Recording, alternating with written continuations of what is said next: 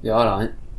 I'm Jack, the world around you, and this is Pause for Thought on Threshold FM. And this could be the most research I've ever done for a show so far.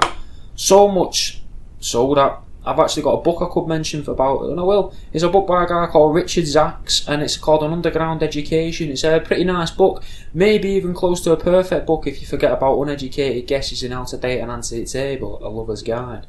But this guy that I'm going to talk to you about, you may not have heard him by name, but you'll know him as a sort of reference, because I bet whether it was at school or on a Sunday afternoon watching telly at your parents' house as a kid, or even those films recently with Robert Downey Jr. in, everyone's has seen or at least been aware of the existence of a character called Sherlock Holmes. Now, Sherlock Holmes has a sworn enemy, Professor Moriarty, and did you know that Professor Moriarty is based on a real-life criminal who was probably more outrageous than Professor Moriarty was ever portrayed to be in the films or TV shows?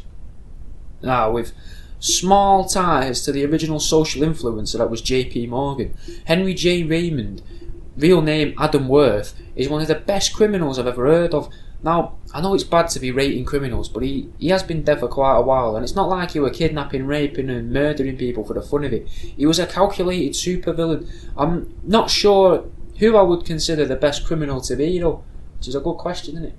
Let me know in the Discord if you've got the Discord. Let me know who you think the best villain ever is, the best like real life bad guy was. You might think it's like Tony Blair. You might think it's David Cameron. You might think it's George Bush. You might think it's Ted Bundy or Andrew Ticketillo. It could be any of them. H.H. Holmes, he was pretty fucking dark. But I think what's most terrifying, really kind of obvious when you think about it though, is we will never know who the best criminal is. Ever. Because they'll never exist to us. They'll either be that bad and when they get caught no one can be told that someone like that exists, or they'll be that good at what they do that they'll never get caught. So they'll never actually be a criminal, because even though they've broken the law, they've not been caught to be breaking the law. Anyway, Adam Worth was referred to as the Pinkertons, and the Pinkertons, as anyone that's played like Red Dead Redemption will realise, or anyone involved in American history, the Pinkertons was this sort of agency that I think sort of preceded the FBI almost. They'd go around trying to catch bad guys and investigate them and that. But they referred to Adam Worth as the most remarkable criminal of them all. And it looks like he was always a bold guy. As far as I can tell, his first scam was to repeatedly sign up to the Union Army for $500 at a time. And from my readings on the time, it refers to a few thousand as a lot of money back then. So it's fair to assume that a few $500 would add up to a sizable amount. And even now, it would a couple of grand now is enough to get a small business going really off the ground, I would have thought. But imagine what one of the most intelligent people to ever exist could do with that. At 5'5" and with no definitive birthday to speak of, this guy would go on to do things that Rockstar leads could only wish that they had thought of first. Like, who knows, someone from Rockstar could be listening to this, and imagine if Rockstar made like a GTA 6, but it's set in the past, maybe in the 1800s, and you just go about stealing paintings, bonds, money, trains and that. How good would GTA 6 be? Obviously that's never going to happen, but in all honesty, I think some of Adam's crimes would be hard to emulate in modern times. There's a good chance as well that some rules and laws may even exist purely because of the existence of this fella. And I don't think that even if they were to put some of Adam Worth's crimes as missions in Red Dead Redemption 3, GTA 6, or even in if they made a second Bulworth Academy, Canis Cain and if they made a second one of them, the crimes that he did, you would never believe. You'd be like, this is a stretch. It'd be even more harder to believe than that the submersible level, I would have thought, on GTA 5, where you go and rob the submarine and then just basically give it back, and that's hard to believe that anyone would do this. Most of Adam Worth's crimes are exactly like that, so you can kind of see where they've got the idea for the mental ideas from. Even that last bank robbery that you do on GTA 5 where you can choose to mine through the floor, that was actually one of Adam Worth's crimes. He rented out a barbershop, or bought a barbershop next to a bank, and then dug down and burrowed into the bank vault next door and robbed the money from there. He was nuts, mate. He was the original game changer. He was either a genius or there was possibly something in the air or water that he was somehow avoiding. Like I think it was in the 30s, 40s and 50s throughout the USA and the UK, there was a lot of lead in petrol, which means it was in the fuel that was being burnt by cars, which apparently led to an increase in aggression amongst pedestrians and people because they were breathing in this lead, and supposedly it affected the brain chemistry and made people who was around then a lot more aggressive and angrier. So maybe he was just avoiding whatever that was, because no one else really seemed to be doing all the mad shit he was doing. Maybe Adam Worth, though, was the original Red Pillar. It seems he was born to a poor family, and although he managed to cash in on repeatedly signing up to the Civil War, which, as we all know, a war is just there for rich people to basically sell the lives off of the poorest people of a community, and to make more money by selling guns and ammunition, and even selling the lives of those people to the other army, or that's all a war is, isn't it? A war is a money making scheme. It's to sell guns, transportation, get land, steal crops. And he managed to make money off of that, and it's always taken advantage of the poorest people in society. So I like that he managed to do that, and that was his first thing. That's quite a big thing to do. But he did end up having to go to war, and he fought in the Civil War, and he ended up, after about 2-3 months, he became a sergeant. So it's clear that he's quite good at what he does. He's just a fucking clever guy, and he can follow the rules if he wants. He understands what's going on around him. But luckily for him, turns out he was written off as killed in action. He was KIA, so he walked away, obviously, as you would. So in the eyes of the law, now at this point, he's dead. He no longer exists. And also his name had been changed from Adam Worth, which was W-E-R-T-H, to Adam Worth, which is W-O-R-T-H. So with very little of himself left, he's not got his name, he's not got a life, he's dead, and there's no real record of when he was born either. So he could do whatever he wanted, and he did. He really did. For the next 40 years, Henry J. Raymond, founder of the New York Times, as he liked to be known, would always have a trick up his sleeve. Now, he didn't actually found the New York Times, obviously. The guy died who founded the New York Times, and he just took his name and title and pretended to be him, like a fucking mentalist. Imagine doing that now. Imagine trying to do that now. Imagine trying to be like, imagine Alan Sugar dies, he passes away, he gets a nice death, he passes away in his sleep or whatever, and then you just go about saying to everyone, I'm Alan Sugar. I know that I was, 60 odd a couple of years back, but now I'm 24.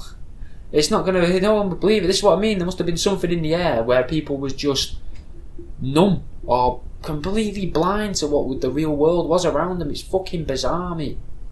Now, I don't know if you heard my Here's How the other week on Here's How to 10 Ways to Make Money. If you haven't, go back and listen to that. But I reckon Mr. Worth would have definitely have given some of them a go. Like, I tried to make them be as fucking stupid as possible, or wrong, or perverse, or in any sense. But he definitely would have given them a go, mate, if he'd come up with them first. Or I don't think he would like to do it if someone else had come up with the idea, or if I'm deadly honest. So, after about half an hour of skim reading, here's some of the jobs that Adam Worth has had. And they're in a kind of order, but then they sort of all blur into one. So he started off for about a month and a half. He was a department store clerk. Then he was a fraudster, I guess, because he was defrauding the US Army, the Union Army. And then he became a soldier. Then he got promoted to sergeant. He then became a pickpocket. And then not long after he was being a pickpocket in the city he'd moved to, he then became a gang leader for a group of pickpockets, which shows, guys, that if you're good at something, 1, don't do it for free, 2, get other people to come and do it, and always leave room for growth. He was a burglar, a bank robber, a store robber, a jewel thief. Now I know you're thinking they're all very similar, but a burglar I see as someone doing houses or homes or estates. A bank robber robs banks and bank vaults. A store robber just robs things from a store, from a shop, either be it from the till, the cash register, or stuff off the shelf. And a jewel thief, you're thinking, he just robbed a jewellery shop, but he didn't, mate. He literally just robbed jewels, and it's a good little story. He took a lot there. He was the leader of a criminal network, an underground criminal network. He was a forger, a smuggler, and that's not even all of them, mate. He was always up to something. Now, he seems to have operated throughout North America, Europe and Africa, which for the 1800s is amazing, in my opinion. That goes towards him being the best criminal, because he was... Imagine how hard it was. Like, they didn't have air miles back then. They barely had fucking boats that'd get you around the world, mate. And imagine how long it would take to get from North America to South Africa, mate. That's a fucking journey and a half. Or from the UK to South Africa, that's a fucking journey. Even America, just going across the Atlantic to, fucking between America and the UK, wasn't really done much. So he was doing really well, mate, to be travelling this much in the 1800s, in my opinion. Like, it's just unusual, innit? Like, he had such freedom as well. It should be noted that his son went on to become a Pinkerton officer, which is terrifying. Not because there could be like a private investigator with access to the brain power of Adam Worth, but the concept of a master criminal's child taking a career in the opposite side of crime, purely down to an agreement made between Worth and Alan Pinkerton, who I think was the founder of the Pinkertons. And even though he's the founder, he's not even the Pinkerton that Adam Worth sort of sold his life story to. When I say sold his story, it wasn't for like book publishing, it was just sort of for his freedom and that. And one of his most heinous crimes is actually used as leverage in that. And one of his most heinous crimes doesn't even make sense for being a heinous crime, just in the way that it was executed, though, makes it incredible. Because he managed to make an agreement with a Pinkerton his whole job was to catch him. There was a whole department set up just for Adam Worth, and even when he turned himself in almost, he still managed to crack a deal, mate. He's mad, mate. Like, it just shows the charisma or power that Adam Worth had. Now, that gets me thinking, innit? Do you think some people just emit something that allows them to be manipulated or more believable than other people? Like, some form of pheromone or vibration that alters the brains around them.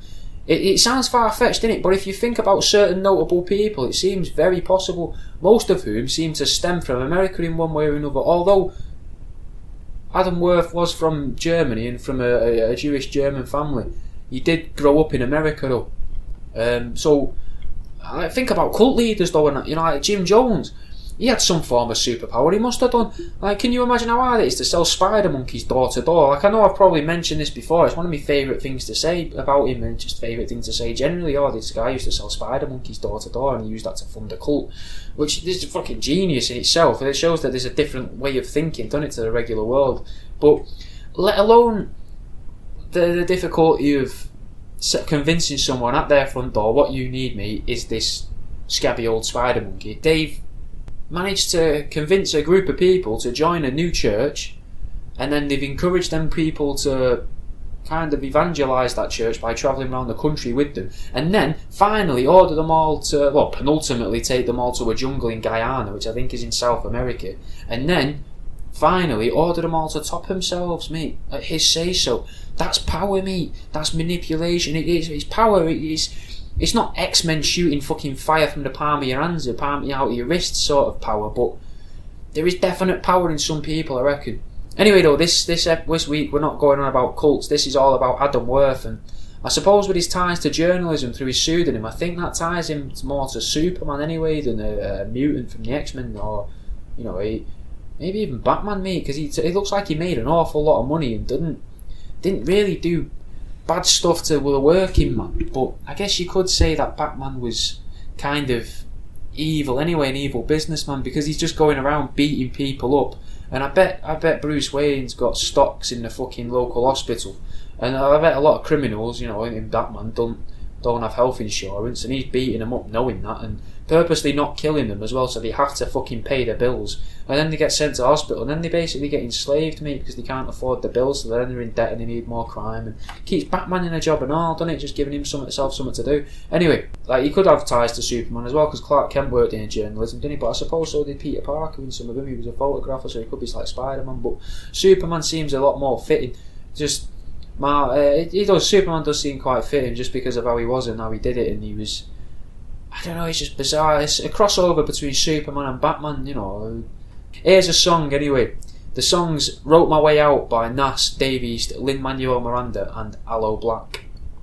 I'm going to play you a remix of that a little later. Seeing as we've got a guy that took stuff as his own, I thought it'd be fitting to have an original and a remix in the same show. Adam Worth didn't just steal his pseudonym from the founder of the New York Times, though. He was also gifted someone else's name, Napoleon's. Being as he was such an important, powerful figure and only 5'5", he was a pretty small guy, but again, something he used to his advantage. During a crime with what seems to be his regular heavy, one of his right-hand men, if you will, Junker Phillips, coming in at around 7 foot tall and built like a brick shithouse, Junker was the walking stepladder every little person needs. Using both his and Junker's stature to their advantage, Adam was able to break into a gallery at midnight. Well, I'll set the scene rather than just rattling it out. Imagine it. There is a 7-foot giant behemoth of a man with his friend who is 5'5", wasn't it? Looking like a sort of like a. He'd look like a child, wouldn't it? He'd look like a father and child walking down the road on a misty evening, misty night, about midnight apparently. So imagine the mist is setting in, and you're in London as well. So you got the odd splash coming from the carts, from the horses, and then you got he's just going round a couple of corners, and every time he's on the corner, he hears a little Cockney prostitute yelling out, I'll toss you off for 3 shillings. 5 shillings for a blowy, or whatever the going rate was back then. You go a little bit further, Adam Worth and Junker Phillips walks a little bit further towards William Agnew's gallery, and he's confronted by a lucky man. Now this lucky man's ahead of the curve, and he's like, do you want some sunglasses, boys? You don't. Do you want some Bing? And then do you want some sunglasses, boys? So yeah, that is actually where the first lucky man comes from, you see, inner city London in the 1800s. And it turns out that Adam Worth actually helped to take Lucky Men around the world. Later on, he travels to Africa and throughout Europe in his life, so he actually spread the Lucky Man all throughout them continents. I mean, that's unfounded, that may or may not be true. But anyway, he gets access to this gallery that's owned by a man called William Agnew. And I looked a little bit into William Agnew, and it turns out he was gifted this title of baronet. And then that was passed down to one of his recently deceased descendants, who also he dabbled in politics for UKIP. So that raises some questions, innit? Either in the portrayal of UKIP in the media, or it raises the questions about the true intentions of UKIP, I guess. But also, what was his great whatever fucking Billy Boy Agnew up to back then? What if Adam Worth what if he only diddled the bad people? Like Deadpool or Venom or Robin Hood. The painting that Adam Worth stole was probably going to find its way to the Morgan family, because apparently Junius Morgan, the father of J.P. Morgan, was planning on buying it for J.P. Morgan. And what if Adam Worth just didn't like the idea of the rich and powerful being able to just do whatever they wanted purely because they were rich? What if he liked the idea that he could do more than them without the wealth as such, purely just from being smarter than them? What if he was just a rebel? Someone who was smart enough to fuck with authority and society and pretty much everyone he met if he wanted to. It does seem, however, though, that Adam Worth knew the art of crafting a deal, but I don't think he ever hurt anyone physically, so it would appear he had morals. His crimes were mostly bloodless, no stabbings, no shootings. He also was quoted as saying something along the lines of a intelligent man has no reason to carry a firearm, or something like that, or intelligent men shouldn't carry firearms, something along those lines. And what if he was? Well, I mean, no, it does. It's not what if it does. It makes him an anti-hero of sorts, doesn't it? By today's standards, if he was in a film, he'd be an anti-hero. But what if he was actually a superhero? And that's why he used different names. Like, I know I've already mentioned Superman very briefly, but something completely random about Superman is that Superman was partly responsible for the breakdown of a chapter of the KKK. Anyway, someone managed to infiltrate the KKK, learnt the code words in the secret language, and started leaking that information, if you like, through the radio adaptations of Superman, either as the names of the villains or as ridiculous impact noises. So instead of saying like kabam, kabamo, and like wham and shlung, noises like that, it'd be secret code words from the KKK. Or that they were fighting the oh god, is there something called the Red Dragon in the KKK? Is it Grand Wizard? I think that's another one. I think I'm getting these from South Park, could be wrong.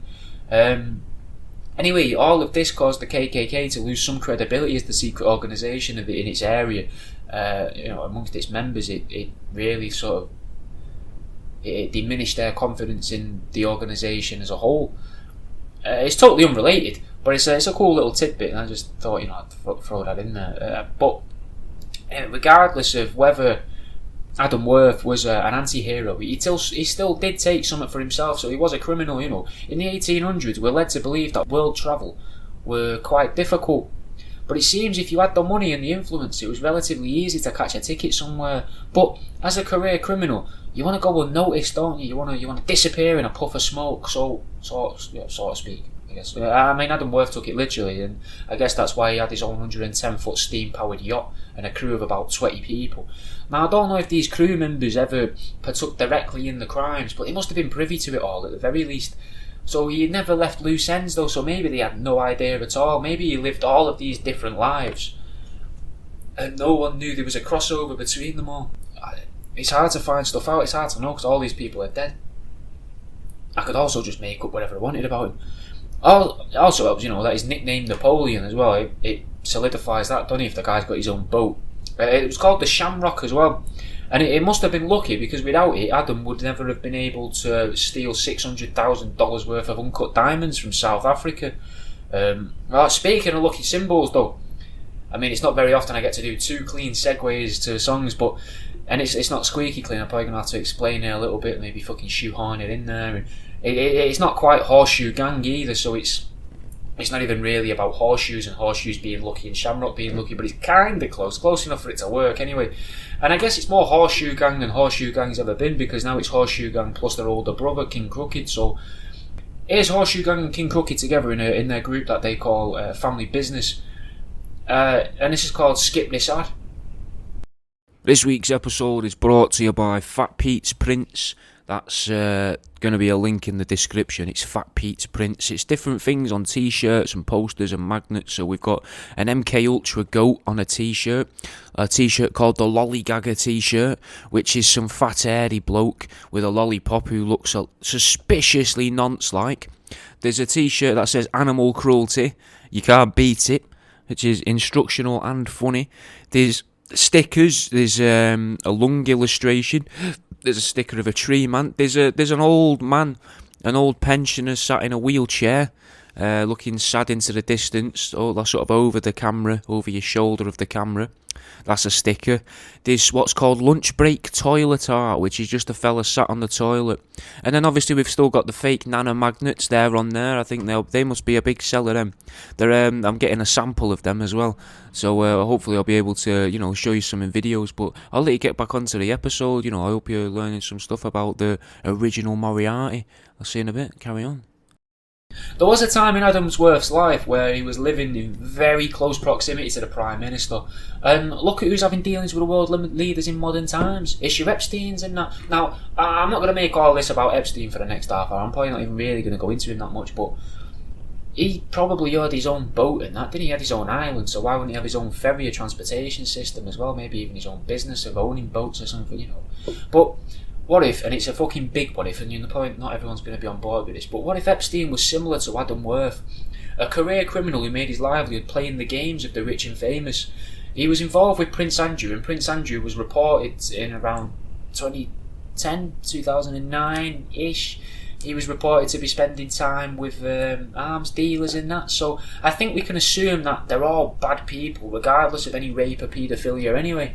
And if you're chilling with the fucking Lord of War, then odds are you're a dickhead, aren't you really? You're hoping to shoot someone or hoping to have someone shoot someone else, and you don't really get much more of a dickhead than that, especially someone who's got literally no worries in the world other than the worries that they make themselves because they're rich and fucking decide to make problems for everyone. So, but what if Epstein had just tried to scam too far? What if he had worked all of his life, part of his life, to try and unravel the fabric of high society?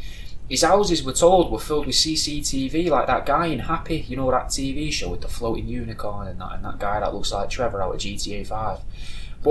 And I assume he had hours and hours of footage of celebrities and rich people fucking children and other people. And if he had ever planned to release that, he would have changed the world, mate.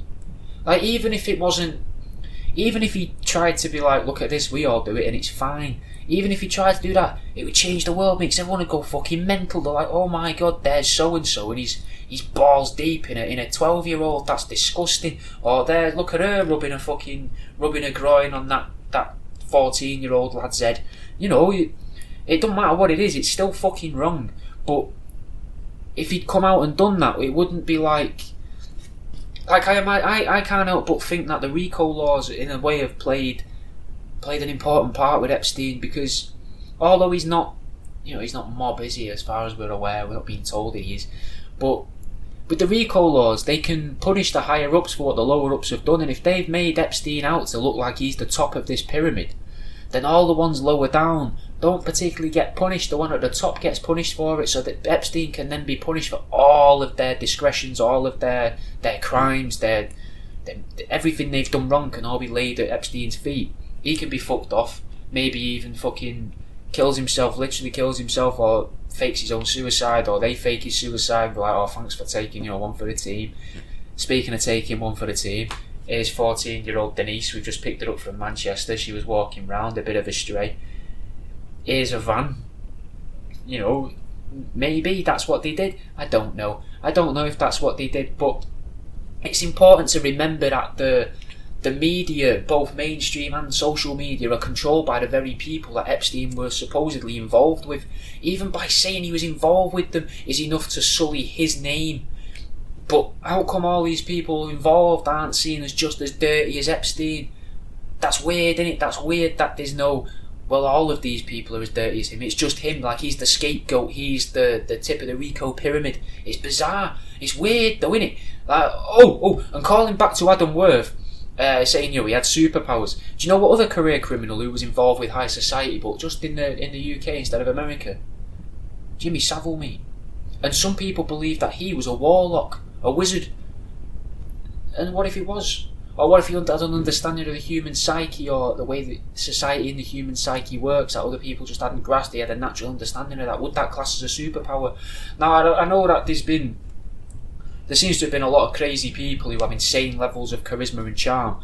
And I don't understand, if you're really charismatic and charming, do you become insane because of the way the world starts to treat you? Or if you're really insane, do people find that endearing? And they're like, oh, he's quite charming, isn't he? When really he's just as mad as a box of frogs, But you think, oh, he's lovely, because he does one nice thing for someone, and then the rest of the time he's fucking batshit mental. But that might be quite endearing. That might be where some of the charisma and charm comes from.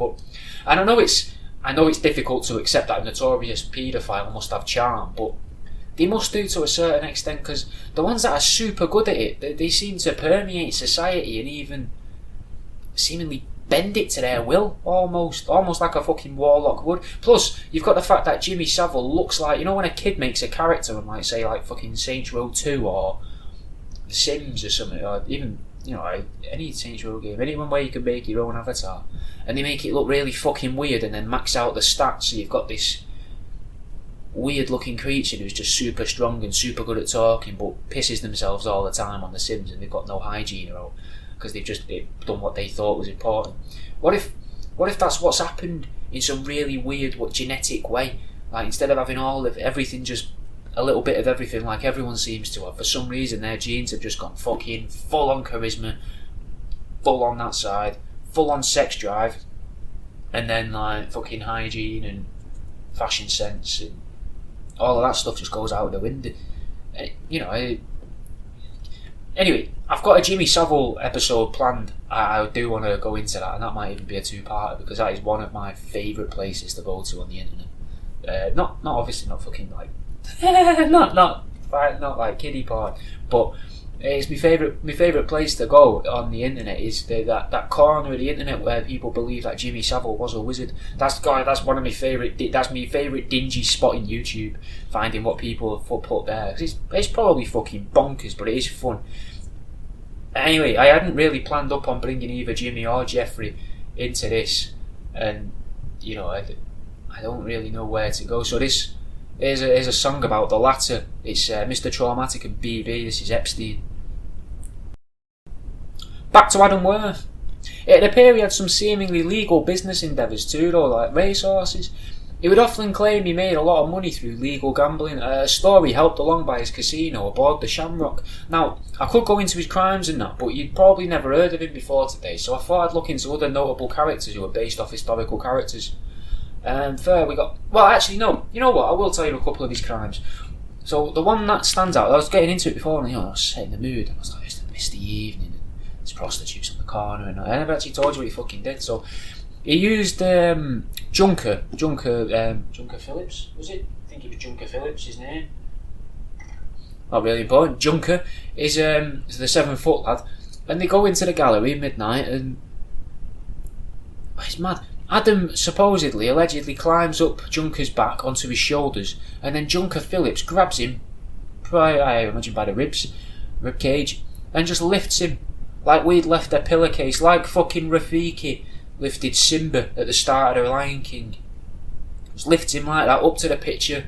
Adam whips out a knife, cuts the painting out of the Duchess of Devonshire, that was the name of the painting, and it was of that. It was of the Duchess of Devonshire, obviously, and she was a bit of a tart. It turns out she was having it off with everyone, but men and women, which was frowned upon back then, apparently. He cut it out, rolled it up dead tight, and then travelled the world with it for a while, hidden in his walking cane, stuffed down the trouser leg. Obviously, this pissed off Junker because he thought he was going to get money from it. He never truly sold it, and he just sort of kept it in his back pocket. It's not his real back pocket, although probably once or twice he maybe did, but is it proverbial back pocket? In a storage facility in America somewhere. He kept hold of it until his dealings with the Pinkertons. But that's one of his crimes anyway, and that's considered one of his most heinous, because it seems to be one of the most important as well. But it seems as we started with an Arthur Conan Doyle character, we might as well polish the other side of the coin, haven't we? Moriarty's nemesis was the good guy Sherlock Holmes, a character originally portrayed with superhuman strength, which is a literal superpower, adding credence to my personal theory about there being superhumans knocking about, whether, the demigods or mutants or alien human hybrids.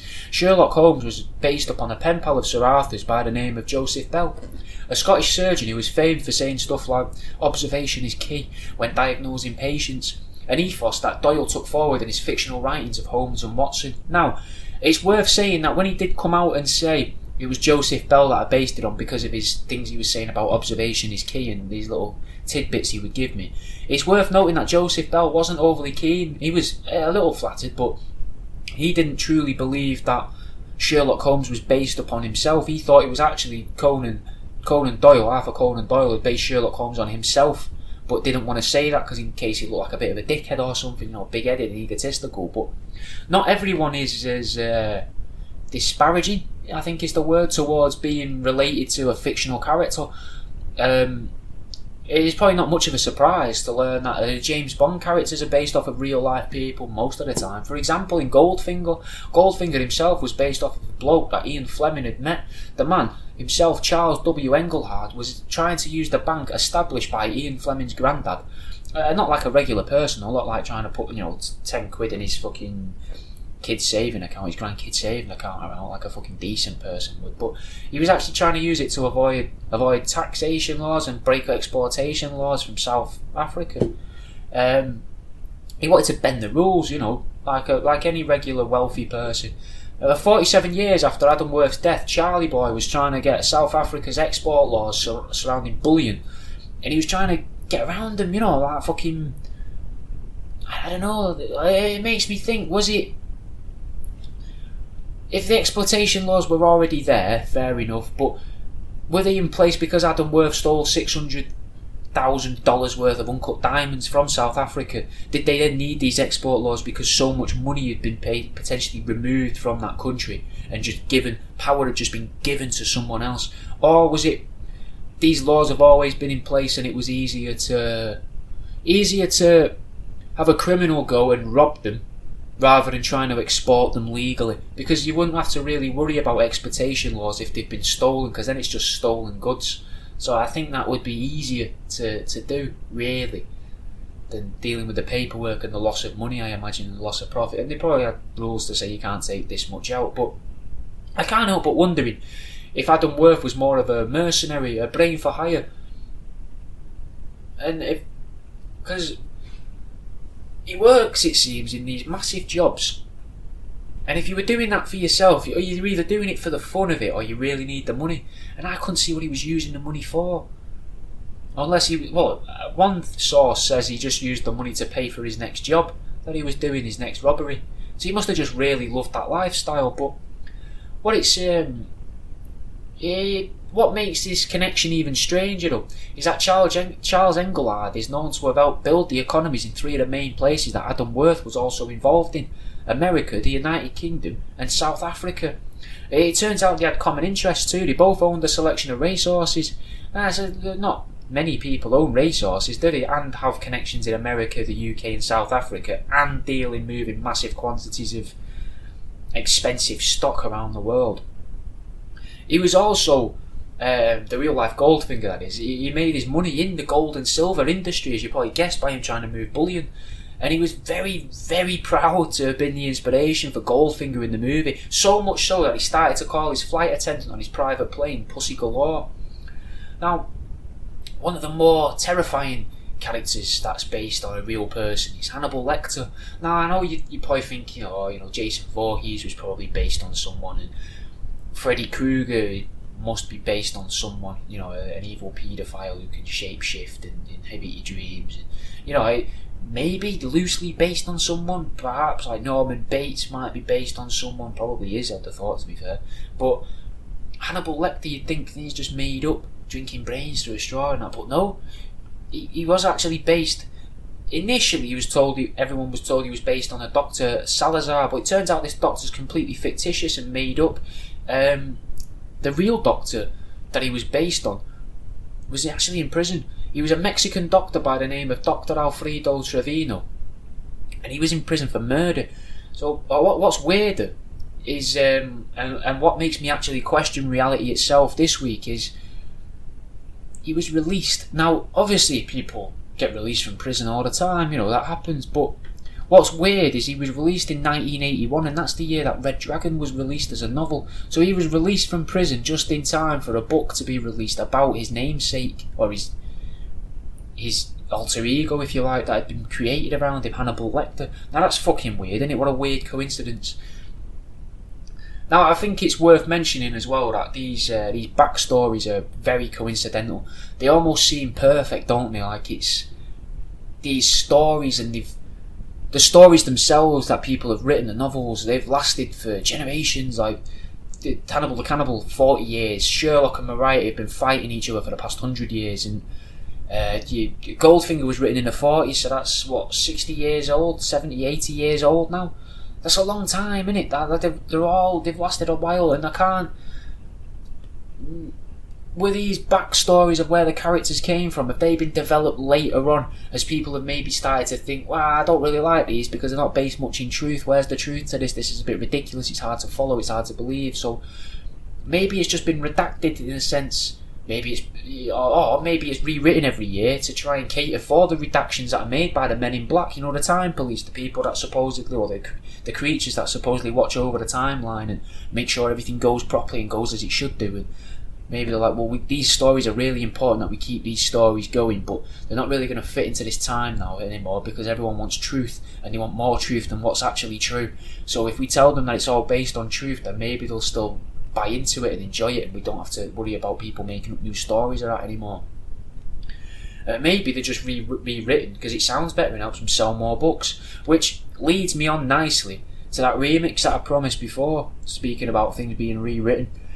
This is Wrote My Way Out, again, but this time by Royster59, Joyner Lucas, Black Thought, and Hello Black.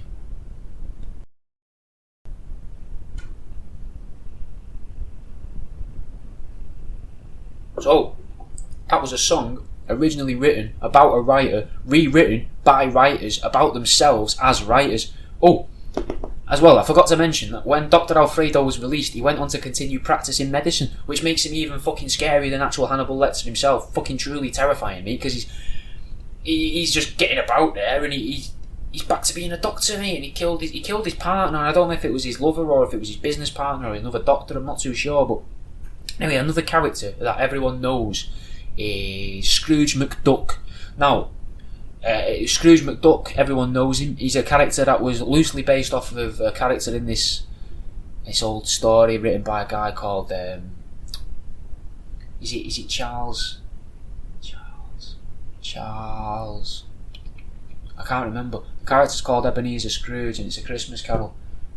It's not Charles Darwin. Charles Dickens, mate. Charles Dickens, fuck me. You can see that it's obvious that my script isn't really up to much in it. But Scrooge McDuck was loosely based off of Charles Dickens' character Ebenezer Scrooge, and Ebenezer Scrooge himself was based off of a politician, John Elwes. That's Elwes. I don't know much about him, I didn't really look into him, but I love the idea of someone making a TV show based upon other politicians from now. So imagine if someone was like, oh, I'm going to make this character and I'm going to base him purely off like Edward Pickles. So it's just this big fella, kind of balding, looks the part, kind of looks like a balding Dr. Robotnik from Sonic. I don't think he would need to try and destroy the moon or anything, but it'd just be nice to know that there's another Mr. Pickles out there who isn't a demonic dog or an actual politician. But I mean, who's around now or been around recently, who would you make a villain based around? I mean, I think you could get a really good story, like a sort of fantastical, closely based to what some people believe is true story about Tony Blair and Saddam Hussein and George Bush, and about how they were all fighting to get access to the stargates that Saddam Hussein had found and gained access to through his collection of antique scripture that he was collecting supposedly from the ancient Sumerians and from fucking Mesopotamia, which is where, well, Mesopotamia is still where Mesopotamia supposedly was. It's just buried underneath. God, I want to say Iraq, but it could be Iran, I don't know. I think it was Iraq, Saddam Hussein, wasn't it?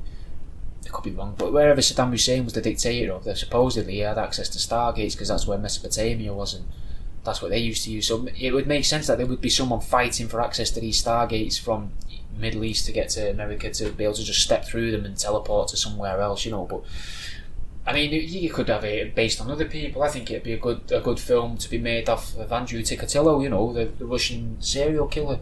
He used to get whipped a lot as a kid and that, and he was a proper fucking dark bastard. But you could. What about like Joe? I'd love to see a film about Joseph Callinger with his floating head Charlie, and base a super villain off him. There's loads to be done. I don't get why people aren't doing new things, mate. They're just always basing it on something that's already existed. It's remakes and remakes. But anyway. Do you reckon there are more or less Adam Worths in existence now? As laws have become stricter, have they become rarer? Or is it easier to be a criminal when there are more laws in place? It's harder to call, but it's got to be likely that there are a lot more criminals performing a wider variety of crimes now, because there are more crimes in existence. I mean, obviously, I think I mentioned before about the cattle wrangling and stuff like that. That's not going to really exist that much or as widespread now. Not in like Western society, I wouldn't have thought, but maybe a bit in America every now and then. But there's more crimes to be committed and a lot more ways to get caught committing the said crimes. Maybe though there's a whole network of mercenary type criminals just below the highest levels of society. They've got the money of the high society, but not really the care or the influence of the high society, just the skills to get shit done, like bad shit, And they're performing tasks for the richest people, like in the Punisher series. A TV show's just there to teach a few of us that what the world is really like and to show us how the world actually works. The idea of drip feeding us information is something I play with a lot, but maybe it's not a mythological 13th creature from last week, like, the 13th member of the Majestic 12 or whatever, but maybe we find out little bits because the people producing these pieces of media are actually criminals. Like in GTA 5 when you play as Michael and you get to produce a film and that, and you get to put your name on it, and it's obviously it becomes a money laundering thing for you potentially, but it means that they've got a little bit of a say, and if they want to get a message in there, they could, if they hide it very well. They're not, I'm saying the criminals, but what if they're like lovable criminals, the true anti-heroes, teaching us what they can, dropping little breadcrumbs for us to pick up as we can, as and where we find them, giving us the direction to look in, but maybe not the distance to travel in, and that's why people get lost down these so-called rabbit holes. Maybe we just have to take the cues given to us by the world, follow them, collate them with other people's findings regularly, and teach everyone about what we've learned. Now, you might not want to do that, but I will. I'll happily do that. I'm Jack, the world around you, and this has been Pause for Thought on Threshold FM. Who was he? Adam Worth. Is he still alive? Is he immortal? Was he doing it all for good reasons? Was he like a demigod? Is it more likely that there is a Batman character out there who is just a rich do-gooder? Are they still alive? Will their story live on? This is Living Legends. I'm the World Around You, and you're listening to The Man Who Sold the World Part 2 on Fresh Old FM.